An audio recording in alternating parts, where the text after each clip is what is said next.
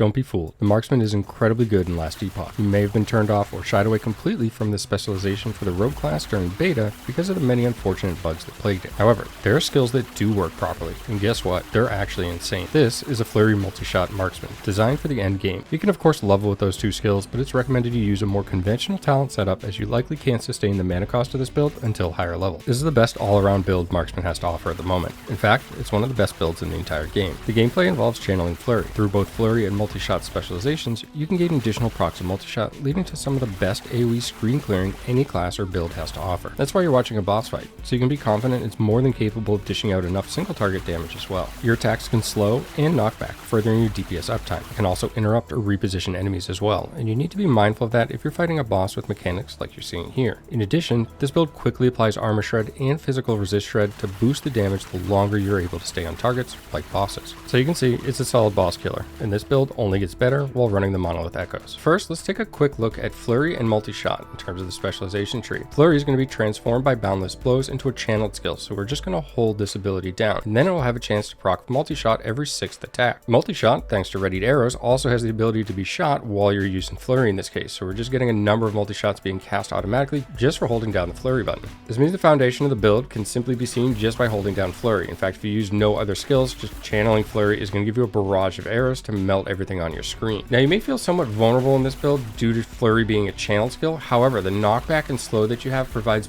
plenty of survivability. In fact, you can see that enemies typically won't even reach the character. We'll also run shift with this build, and shift is not only for mobility but survivability as well, as you can quickly dash to another spot, repositioning your character. The better you are at repositioning yourself and avoiding this damage, the stronger and more powerful this build will become. Now, that doesn't necessarily mean that there's a skill gap or a skill cap to this particular build. What it means is just being familiar with the enemies is going to make this a more enjoyable build and give you better success. We'll use a lot of fairly standard specializations within the shift tree. However, one thing we are going to take here is going to be sleight of hand, and this is going to actually cause shurikens to deploy when we use our shift. The shurikens will eventually spiral around you and become a shield. This is going to actually give you additional duration along with increased armor while the shurikens are active. So when you shift, you're actually getting some additional defensive properties as well. So if you're keeping up, that means that Flurry is going to trigger Multishot and shift is going to trigger shurikens. So you really have minimal abilities that you actually need to hit while playing. The third and final ability that you'll actually actively cast, and this will really only be on bosses or more difficult rare enemies, is going to be Smoke Bomb, and this is going to actually allow you to apply Silver Shroud. This is the most important aspect of why we're using this ability. We'll also gain a method of proccing Silver Shroud through our passive tree as well, and this is a buff that gives you 100% chance to dodge the next hit. Also, when you dodge an attack, you'll actually gain a ward per stack that you have. We will eventually cap this node covering fire within the passive tree. I just haven't reached high enough level on this particular character. I just want to point that out in case you're looking at the number of points allocated. Eventually we'll put 10 for the additional ward. With the basics out of the way, let's go ahead and run an echo now. I'm going to go ahead and just shift. We're going to knock everything back or kill them before they even reach us and just continue moving forward.